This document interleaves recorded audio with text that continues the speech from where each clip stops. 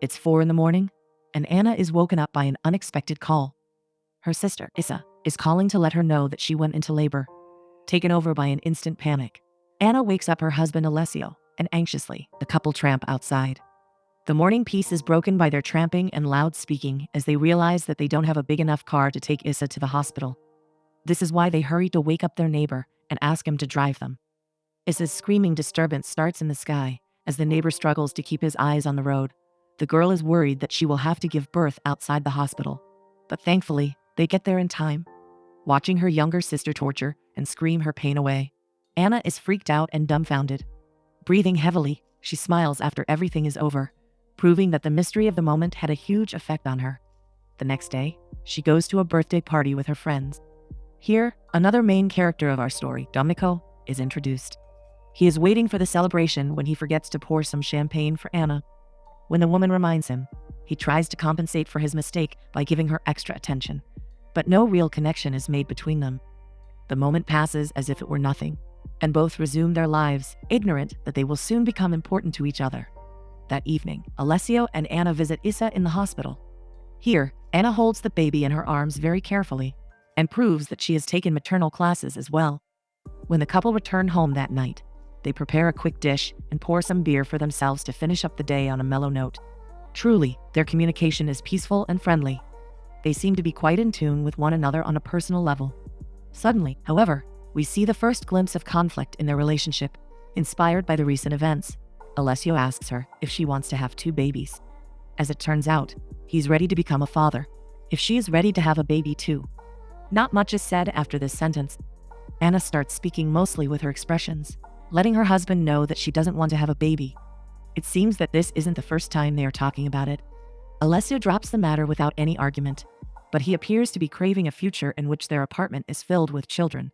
The next morning, having done grocery shopping, the couple find their car and store everything inside.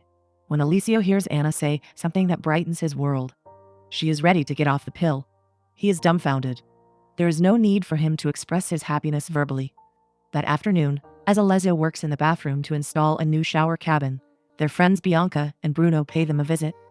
The two couples seem to have been friends for a very long time.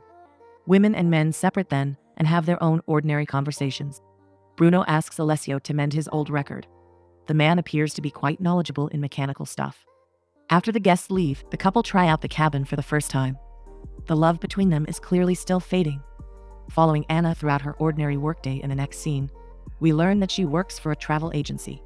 That day during lunch, a caterer asks for a kitchen knife, and since Anna has already eaten her meal, she is the one bringing it out for him. Unexpectedly, she learns that the caterer is the same person who waited on them at that party earlier. As it turns out, the man's company has a shortage of employees. After a short conversation, during which the office ears and eyes are all directed at Anna, she asks him if he wants to grab a coffee. The man seems to be delighted by the offer, but he's double parked, so he gives her his number in case they need him for anything in the future. That night, she and Alessio go to a bar together with Bianca and Bruno.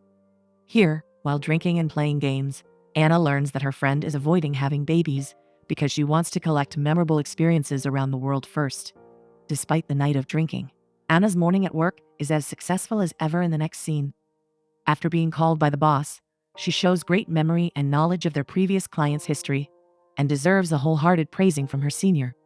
Delighted by how her day is going, she returns to her desk and, after reflecting on something for a few seconds, sends Domenico a secret message. She asks him if he still wants to grab a cup of coffee with her. Commuting back to work later, she keeps checking the messages, but ultimately, it is her husband who hears her phone go off. It happens when Anna is preparing to go to bed, while Alessio reads some poetry before sleeping.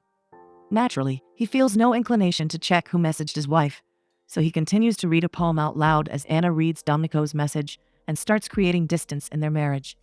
She seems quite excited to meet the man outside her relationship.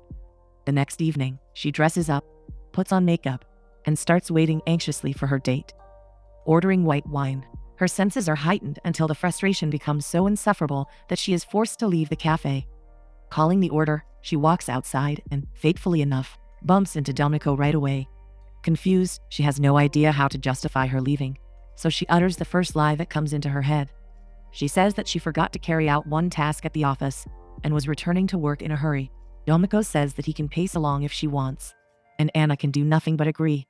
And so, the duo start quickly pacing towards Anna's office, making anxious, struggling small talk. Perhaps Anna even hopes that after arriving at the building, he will leave her to work, but the man follows her inside the office as well. As Anna sits down at her desk to pretend that she's working on something, Domiko starts checking the area out. Suddenly, Anna, who has been anxious and troubled this whole time, feels at ease. She even manages to smile at her own frustration, and as total relief comes to her, she hears a sudden noise coming from the kitchen. It is the popping noise of champagne. Walking over to it, she finds the man pouring it in glasses. After being scolded for opening the boss's bottle, Domiko is a little confused and disoriented for a moment, but he quickly manages to regain his charm. The drinks aren't even tasted when Anna decides to quit playing around.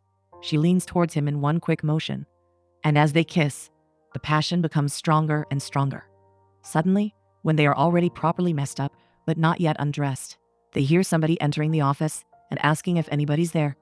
Reactively, Anna tries to recollect herself, eases her breathing, and walks outside to meet her co-worker, Carla.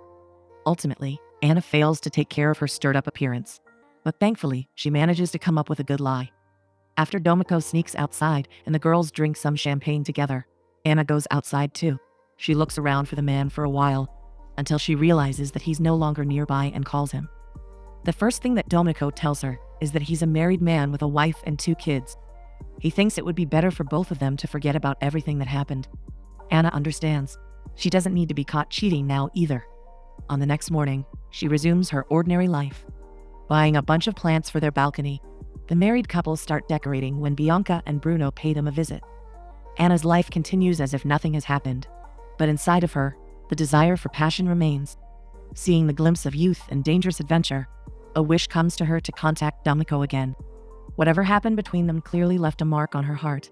The next day, she and Alessio visit Issa and her husband. Seeing family life in all its glory and struggle, an enormous load lands on Anna's shoulders. Watching her sister being tormented by duty, she feels as if she's visiting a cage from which nobody really escapes. This is why she's particularly happy to receive a message from Domiko. In the next scene, she is already waiting for him in a cafe. Despite how their first get-together ended, they are both happy to see each other. They don't have much time, so spending it all at a crowded coffee shop doesn't really fit their desires. They walk outside and, wishing to turn their fantasies into reality, find an empty communal hallway. There, kissing and undressing, their lovemaking is interrupted for the second time. Some men enter the hallway and pass them by with judging eyes. Once they are gone, the couple exits the street again, breathing heavily. Anna and Domiko realize that they need a quiet place where no one will interrupt them. At this time, however, neither Anna nor Domiko know of such a place. They have no chance to make love, and instead of suffering with sexual frustration, they prefer to say goodbye until next Wednesday. That night, Anna keeps taking contraceptive pills and tells her husband that she will be working late on Wednesday. Alessio is mildly dissatisfied with this news. They always spend Wednesdays with Bianca and Bruno. Reflecting on how her life is changing, Anna drives to a motel in the next town and parks her car. This is the first time she has done something like this. After she goes over to Domiko's car, they drive inside and find their place. The atmosphere of their cottage seems like a place taken out of some cheap vampire novel. In a room full of countless mirrors and red lamp lights that are supposed to ignite passion, the couple find themselves a little anxious at first. Making initial distance, Domiko sits down a few feet away from Anna and starts drawing back within himself until the woman approaches. This time, they won't be interrupted. Breathing heavily, they move over to the bed, kissing, and start undressing themselves. Finally, their passion can be soothed. Failing to look away from one another, their fantasies spread wings. But once it's all over, a heavy silence falls between them. While saying goodbye to each other in the next scene, their faces express the knowledge that they haven't really gotten intimate. Even though they are satisfied and happy that they finally managed to find privacy, something seems to be off. This time, we get to follow Domiko throughout the rest of his night. Getting introduced to his family, we see that he has 2 daughters. The first, Agnes, is around 3 years old, while the second is just a newborn. His wife, Miriam, seems to be a struggling mother who manages to engage in a professional life alongside being a mother. All in all, Domiko has a wonderful family. He's a good father, but now he has something to hide. Once the kids are put to bed, we learn that Miriam and Domiko are having some financial problems. Miriam's family has been helping them out with everything they can. But most of the time, it isn't enough. The passion and care that were once prominent in their relationship appear to be crushed by these seemingly ordinary difficulties. The next morning, after being woken up by Agnes and asked to bring her into ballet practice, Domenico goes to work. Collecting the most suitable words for the occasion in his mind, he goes over to his boss's office and asks her to give out his salary in advance. Unfortunately, the boss decides not to take his situation into consideration. Demanding better work from him, she gets into her car and drives away. Trying to come up with ways to accumulate some necessary money, he meets his brother that evening. His name is Santino, and he runs a small newspaper shop. Immediately realizing that his brother is in trouble, he scolds him for being such a loser. Knowing that his younger brother has come to ask for money, he takes on an attitude that is morally demeaning and humiliating to Domenico. So, once the money is taken out from the cashier and held in his face, the younger brother refuses to take it and walks away. When Domenico calls Anna in the next scene, the woman is with her husband at the cashier. Quickly, she lies that she forgot something and hurries to hide from Alessio's eyes between columns.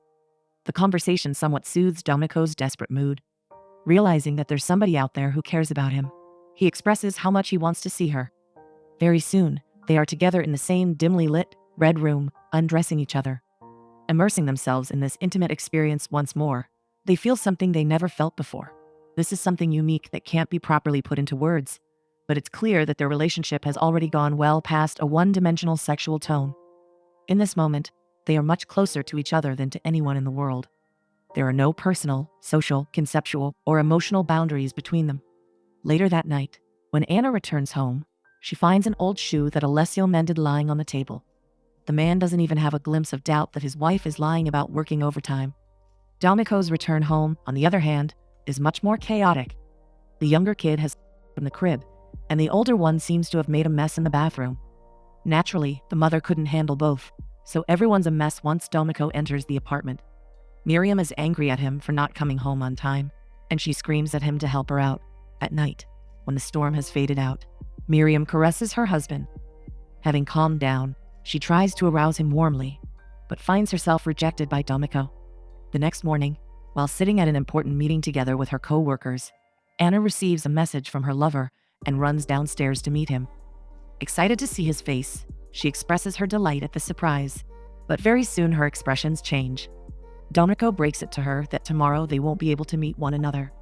The lie he told his wife to justify his coming late was that he was going for a swim in the pool.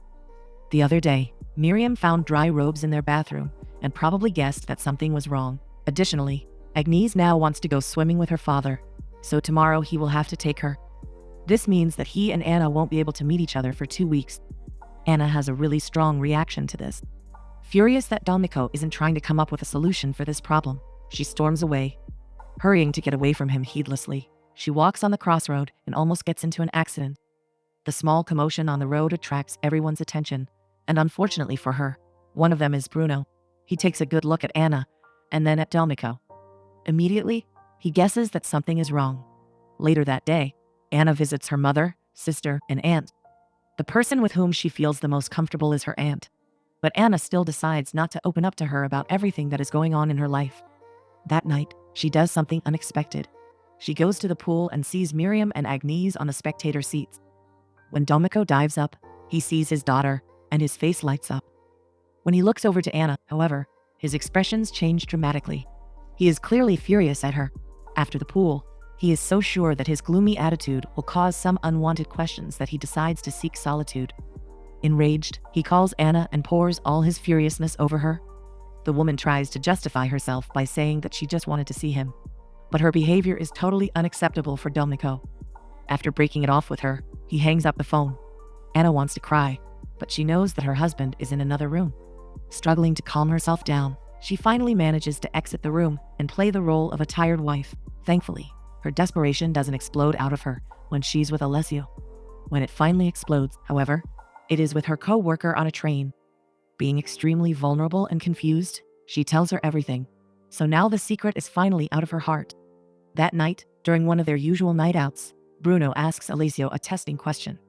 First, he paints a situation in which Alessio sees Bianca with some other man, and then asks if he would tell this to him. Naturally, Alessio says that he would surely share it with him. Now Bruno turns the situation around. He asks Alessio whether he would want him to do the same for him. This time, Alessio is not so sure. He takes much more time to answer this question. And even then, he can't decide.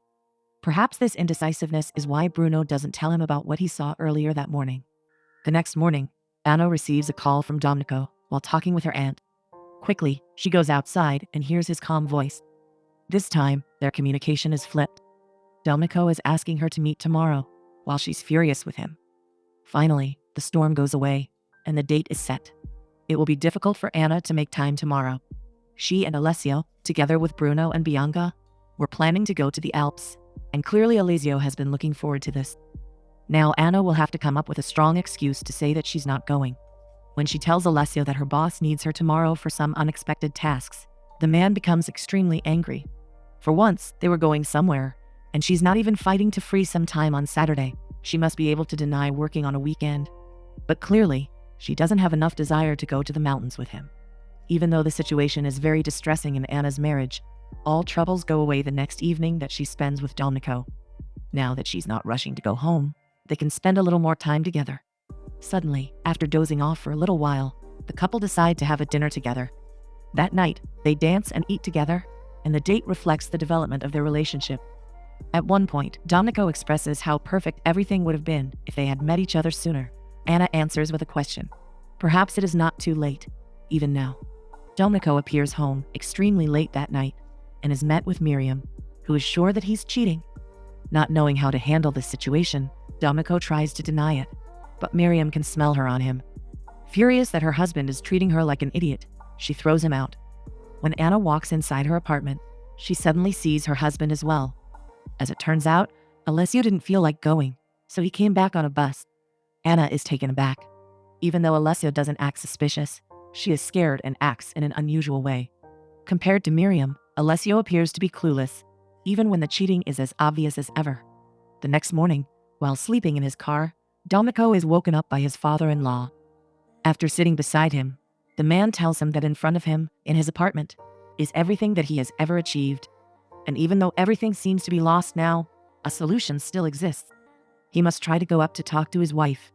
When the sun comes up, Anna continues to text her lover as Alessio gives further proof that jealousy and suspicion are just not part of his character. Meanwhile, Domenico and Miriam are having fun together with their children. They seem to be back on the rails. The opposite is happening in Anna's marriage, however. That afternoon, at a family dinner, she finds out that Alessio told everybody that they are thinking about having a baby. Anna has an extremely strong reaction to this. As her face expresses fury, she makes a scene and storms outside. It is hard to say what made her so angry, but it is possible that in her mind, having a baby will remove her every opportunity to get out of this marriage and start a new, free relationship with Domenico, the man whom she loves, afraid that her marriage is dragging her down and drawing her away from the life she desires. Anna continues to scream at Alessio outside. Just as before, the man has no idea what is happening. When Anna finally gets away from him and finds a chair to sit in, she calls Domenico. When the call is answered, however, she hears Agnese's voice. Both Agnese and Domenico ask her who it is, but Anna remains silent. Thankfully, Miriam thinks nothing of this small commotion. That night, when she puts her kids to bed, she reclaims her husband, knowing that their relationship is stronger than whatever fling he had in the recent past. As this relationship continues to catch momentum, Anna's marriage begins the process of inevitable disintegration. Getting home that night, she sees Bianca and Alessio sitting on the balcony together. The room is filled with some terrible, grieving energy, and immediately, Anna realizes that her secret is already well known. It doesn't matter now how Alessio got to know it. Before leaving, Bianca expresses her disappointment and anger. Usually friends talk, and clearly, Anna hasn't been thinking of Bianca as a close enough friend. The attitude that Alessio holds is quite the opposite of this. He doesn't seem to be furious. Instead, he looks like a man who's slowly fading. Not only is he tired, but he's disappointed and desperate. He's sorry for their relationship. To discuss this matter right now seems impossible to him, so he says he prefers to sleep it off. No words are needed for Anna to realize that he knows about the fact that there is another man in her life. Saying that she's sorry, she starts sobbing and beating once Alessio enters their bedroom. Following Domenico in the following scenes, we see him finally managing to find peace and joy in his family life. Still, however, the empty seats at the pool remind him of the love that can never work. Desperate, he goes to see Anna the next day. The woman doesn't want to talk, and she tries to get away from him a couple of times. Gradually, it becomes more and more obvious to Domenico that he cannot live without her. If he lets her get away now, he will be forced to live out his days in a bleak, meaningless existence. Anna doesn't want to talk to him, though. To make him leave, she spits in his face, saying that their relationship was nothing but good sex. She doesn't mean it, of course. She just wants him to lose hope. Once she walks away, Domenico shouts that he loves her. This is his last shot, but for better or for worse, Anna doesn't respond. That night, the silence in her apartment became deeper and darker, and as Alessio continues to not address the elephant in the room, Anna decides to do something unexpected. In the next scene, we see her with Domenico going far away. In another country where nobody knows them, the couple renew their connection. Finally, they can act like a real couple and spend entire days together. One night, when Domenico buys a toy fish for Agnes, Anna asks him what he told her wife about this vacation. Here, the contrast between their plans is shown. Domenico wishes to continue his marriage, while Anna seems to have already broken it off. As she says, she got tired of all those lies and told Alessio she was going away with another man, whom she has feelings for. Clearly, these contrasting views of Anna and Domenico are supposed to create a big conflict, but the couple decide not to shatter their paradise for now. It is only broken the next night, when Anna addresses this issue once more. Tomorrow they will have to go back to their lives, and she wants to know how Domenico views their relationship across time. Domenico doesn't give a clear answer. It is clear that he doesn't want to leave his family, but he doesn't want to talk about it now. This is the moment that will never be repeated.